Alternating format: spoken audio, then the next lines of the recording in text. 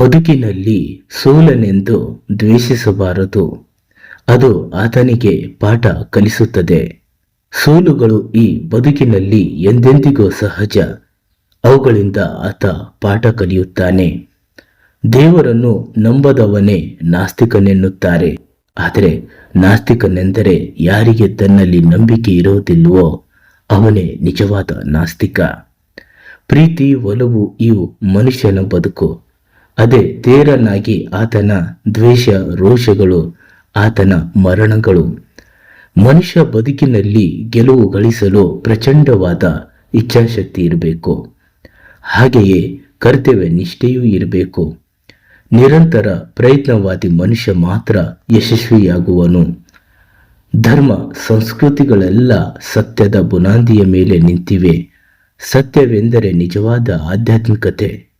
ಭಗವಂತನೇ ಸತ್ಯ, ಸತ್ಯವೇ ಭಗವಂತ. ಎಲ್ಲರೂ ಆಶಿಸುವುದು ಜಯಕ್ಕಾಗಿ. ಆದರೆ ಬದುಕಿನ ಜಯವು ದೊರಕಬೇಕಾದರೆ ಆತ ಕಠಿಣ ಹಾದಿಯನ್ನು ಸವಿಸಬೇಕಾಗುವುದು. ಈ ಸಂಪೂರ್ಣ ವಿಶ್ವದಲ್ಲಿ ವ್ಯರ್ಥ ಎಂಬುದು ಯಾವುದೂ ಇಲ್ಲ. ಅಂತಹ ವಸ್ತುವನ್ನು ನಾವು ಎಂದಿಗೂ ಕಾಣಲಾರೆವು. ಮನುಷ್ಯನಿಗೆ ಭಗವಂತನನ್ನು ನೀಡಿದ ಬದುಕು ಒಂದು ಸುಂದರವಾದ ಅವಕಾಶ. ಪ್ರತಿಯೊಬ್ಬ ಪ್ರಜೆಯ ಮೇಲೆ ತನ್ನ ಮಾತೃಭೂಮಿಯ ಋಣ ಇರುವುದು. ಅದು ಅತ್ಯಂತ ಶ್ರೇಷ್ಠವಾದದ್ದು. ಬದುಕಿನಲ್ಲಿ ಮಾತೃಭೂಮಿ ಮತ್ತು ಮಾತೃ ದೇವತೆ ತುಂಬಾ ಶ್ರೇಷ್ಠವಾದವಳು. ಮಾನವನ ಬದುಕಿನಲ್ಲಿ ವಿಕಾಸವೇ ಜೀವನ, ಸಂಕೋಚವೇ ಮರಣ. ನಾವು ಭಗವಂತನನ್ನು ಆರಾಧಿಸುವಾಗ ನಮಗೆ ಅರಿವಿಲ್ಲದೆ ನಮ್ಮ ಸುಪ್ತ ಮನಸ್ಸನ್ನು ನಾವು ಆರಾಧಿಸಿದಂತೆ ಆಗುವುದು. ಮನುಷ್ಯನು ಆಷಾಢಭೂತಿಯಾಗಿರಬಾರದು. ವಿವಾದ, ಅತ್ಯುನ್ನತ ನಿಯಮ, ಸ್ವಪ್ರತಿಷ್ಠೆಯ ಆತ್ಮಾರ್ಪಣೆ, ದಯೆ, ಮಂತ್ರ ಎಂದರೆ ಪ್ರತಿಯೊಬ್ಬರು ಅವರ ಧರ್ಮಗಳನ್ನು ಹಾನಿಯಾಗದಂತೆ ಮೇಲಕ್ಕೆ ಎತ್ತುವುದು. ಮನುಷ್ಯನು ಪುರುಷ ಸಿಂಹದಂತೆ ವಿಜೃಂಭಿಸಲು ಬೇಕಾದ ಮುಖ್ಯವಾದ ಅಂಶ ಅವನು ತನ್ನ ಕಾಲಿನ ಮೇಲೆ ತಾನು ನಿಂತುಕೊಳ್ಳಬೇಕು. ಮನುಷ್ಯನಿಗೆ ಮೊದಲು ತನ್ನ ಹಸಿವನ್ನು ಇಂಗಿಸಿಕೊಳ್ಳಬೇಕಾದ ಅನ್ನ, ನಂತರದ ಸ್ಥಾನ ಧರ್ಮಕ್ಕೆ ಕೊಡಬೇಕು. ಮನುಷ್ಯರು ಎಂದಿಗೂ ಹಿಂದುಳಿಯುವುದಿಲ್ಲ, ಯಾರು ನಾಶವಾಗುವುದಿಲ್ಲ.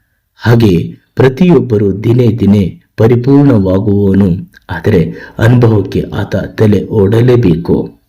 ಬದುಕೇ ಒಂದು ಯುದ್ಧ ಭೂಮಿ ಇದ್ದಂತೆ. ಸಮಸ್ಯೆಗಳೇ ಯುದ್ಧಗಳು. ಅವುಗಳನ್ನು ಸಮರ್ಥವಾಗಿ ಎದುರಿಸುವ ಮನುಷ್ಯ ನಿಜವಾದ ಯೋಧನಾಗುವನು. ಯಾವ ಮನುಷ್ಯನು ಬೇರೆಯವರಿಗಾಗಿ ಬದುಕುವನೋ ಅವನು ನಿಜವಾದ ಮನುಷ್ಯ. ಬೇರೆಯವರು ಬದುಕಿದರೂ ಸತ್ತಂತೆ ಎಂದು ಹೇಳಬಹುದು. ಮನುಷ್ಯನಿಗೆ ಸಂಕಲ್ಪ ಶಕ್ತಿ ತುಂಬಾ ಅವಶ್ಯಕ. ದೇವರನ್ನು ಪೂಜಿಸುವ ಆತ ಖಂಡಿತವಾಗಿಯೂ ಭಕ್ತನಾಗಲಾರ. ಯಾರು ದೇವರನ್ನು ಬಡವರಲ್ಲಿ, ರೋಗಿಗಳಲ್ಲಿ ಕಾಣುವವನು ಆತ ನಿಜಕ್ಕೂ ಶ್ರೇಷ್ಠ ದೈವಿ ಭಕ್ತ. ಭಗವಂತನನ್ನು ಆರಾಧಿಸಿದರೆ ಸಾಲದು, ಮಾನವೀಯತೆಯಲ್ಲಿ ತುಂಬಾ ನಂಬಿಕೆಯನ್ನು ಹೊಂದಿರಬೇಕು.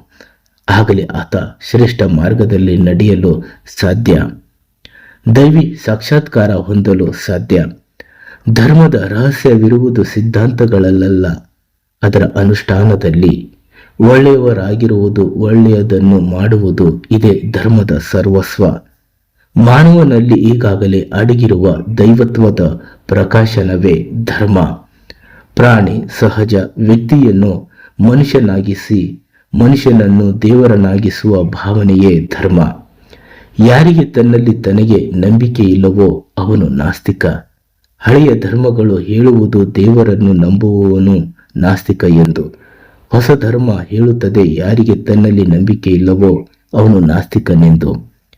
ಈ ಜಗತ್ತಿನ ಇತಿಹಾಸ ಆತ್ಮಶ್ರದ್ಧೆಯನ್ನು ಹೊಂದಿದ್ದ ಕೆಲವೇ ವ್ಯಕ್ತಿಗಳ ಇತಿಹಾಸ. ಆ ಶ್ರದ್ಧೆ ಅಂತರಂಗದ ದಿವ್ಯತೆಯನ್ನು ಬಡಿದೆಬ್ಬಿಸುತ್ತದೆ.